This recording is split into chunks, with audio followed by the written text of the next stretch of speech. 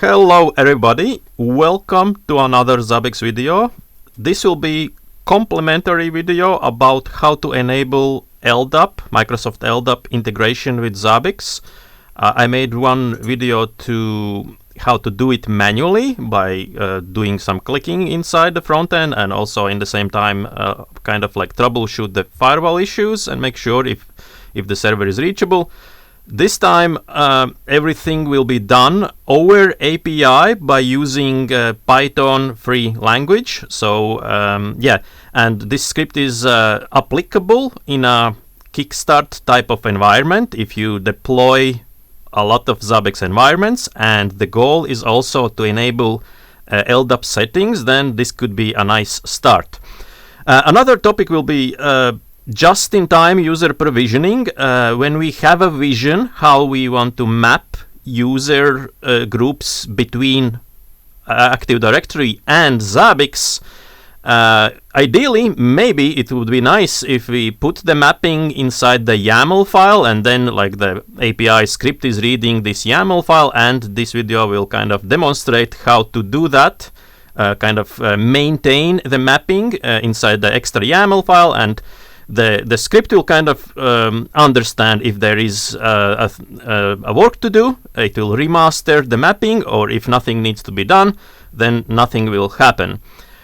Yeah, and another topic is like this mapping. It's not really this whole idea in this video. It's more for a company where transparency is valued very highly, and by transparency I mean the teams are not hiding what kind of issues they are fighting inside the company, and Zabbix is really like telling like this server is down. So if we have like 5 teams, and one team will kind of let's say like Linux team, they have a separate section in Zabbix which allows to edit Linux template and Linux servers, but they can edit only Linux stuff, but in the same time they can view everything else like database servers, Windows servers, but with the read-only permissions. So that's that's the priority in this like in this strategy. I would call it like, if the company is one goal, one dream, then this is like the solution. And the last example, I mean like last reason why this can be useful, like in case you are getting started with the Zabbix API and maybe the Python is the favorite language for you, then you can just steal the code, study the code, and maybe get yourself going with the API by using the Python script. Okay, to illustrate a little bit about this team crossover view, to immediately like tell you what it means, here I have a user group Linux, and if I open the user group Linux, we can see this user group Linux will have write access to the host group Linux, and in the same time they will have read access on all the other groups. Let me bring the YAML file on screen. It will make even more sense. Let's go here and groups YAML. So the YAML file holds 3 definitions. This will be the LDAP pattern, how we map the groups in the LDAP, and then we have a prefix Linux, Windows, Oracle, and we have 3 teams right now.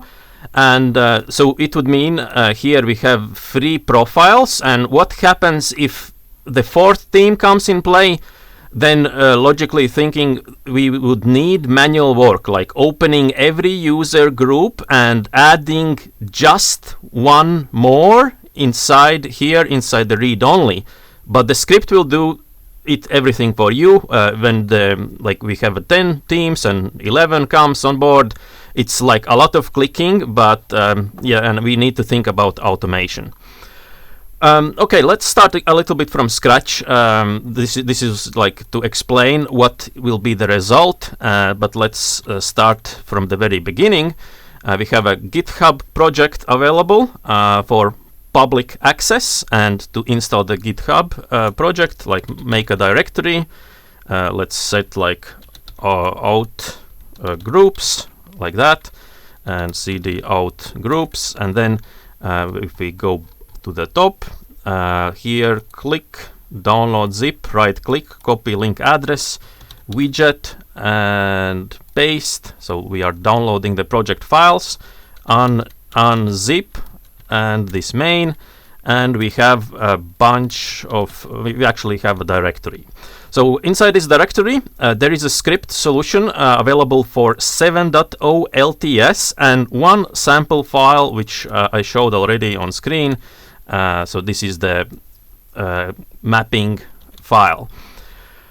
And what it does a lot. Like it will iterate through this list and look on the prefixes and create missing host group which match this guy, and also it will kind of prepare a template group. If we go here and search for IT, then like this file right now is matching, almost matching my picture. If I delete this guy, then it completely matches the picture. So 3 groups, and this is having prefix templates, and it's fully automated. Like once you add extra stuff in the YAML file, it will create missing template groups, missing host groups, and on the top of that, like enable the mapping for the LDAP, and that's done inside the here users authentication LDAP. And by mapping I mean this picture, Linux team we trust, and it's doing the mapping on the user group.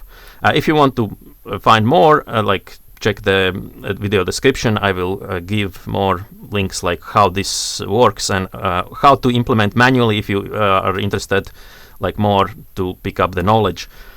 Yeah, but this time it's fully automated, and once we add one more line, then of course it will introduce one more mapping automatically. Let's have some demonstration here how to use it. Like this is a Python script. If we use Python, here my operating system is having Python 3.9, and if I put the script over here and write -h -help, it kind of reveals like how to use the program. It needs a lot of settings. Where is the API gateway? What's the API token? And then like the bare minimum settings to succeed with the LDAP mapping. Here we need to provide like where is that domain controller, what is the port number. This tutorial is using the plain text communication 389. And then base DNN, binding user, and the password. So right now, to demonstrate that it works, let's cancel here, click, and let's kind of remove this profile, click, remove, and unclick on maybe this one, maybe even here, default authentication internal, almost just like its stock version, update, click. And if I check again, like no LDAP settings are there, some dummy checkbox over here. What I will do on the terminal is open the mapping file, groups YAML, and maybe add one more. And that will be called like application A team. And we want prefix that it will be I belong to IT and up A. Okay, so based on the prefix it will create like necessary host groups and template groups, and allow the Linux team, Windows team, and Oracle team also read all content which belongs to the application team A. Okay, save. Okay, and now this one I have prepared so many notes for me, and I will just use the copy and paste command. Before like doing the integration, if you do it for the first time, it's like this command is called LDAP search, which allows to simulate can your Zabbix frontend reach out the LDAP directory. This tutorial is based on the alias in the hosts file. Here, if I run it here, I can see I have a DC with this IP address, and now I can kind of like copy this guy, copy, and simulate and try to list the users using this binding user and the directory. Just before I hit enter, let me also remind how this is like relating with the Active Directory. On the right side, we have here like a organization unit, and it holds the ZBX LDAP user, so custom LAN and service users, and this is the user object. And this line comes if we put properties, go at the very end. There is attribute editor, and there is like a thing called distinguish name. So if you do this tutorial from scratch, really copy and paste this string, and then it's like a file. It's quite safe, like no typos whatsoever. So this is one line, binding user, and the directory where the actual users are stored, domain users, the same thing, properties. Go to the attribute editor, and we have distinguish name. Copy this guy over here, and job done. Like two settings must be stealed from Active Directory. Okay, I will try to list the users, enter, and so here we see 3 users, another user, hello world, sensitive person, and then we see the same over here. Okay, so this is indication the front end can communicate with the domain controller. And now like this script, which is using same settings, like if I do Control F, here we see like this was working so far with the LDAP search. If I do here Control F, then we see the other setting as well is working fine. Okay, and this URL, like we can test the front end with the curl. Like this, I will use -KL to ignore the certificate and grep Zabbix, enter. So the front end is reachable, the landing page is reachable. So this URL is almost like right already. And yeah, so this script right now, 70py, it will read that YAML file and start to create missing groups. Let's double check again. Users, authentication. Like no LDAP is enabled and no LDAP settings. And if we click this code, copy, and put it in the terminal, enter, it's doing its work and like creating all the mapping. And since I made completely new thing inside the YAML file, like this one did not exist. Application A team, and if we check data collection template groups, now we have 4 in total. This was made a script a minute ago. If we check the host groups, then host group as well, like APPA was made a minute ago. Like this one was while I was preparing to record this tutorial. Okay, so 4 groups in the total, and now also the user group mapping, click. So Linux team were not initially able to see APPA. If we open right now, check the host permissions, now they have even more read-only permissions over here.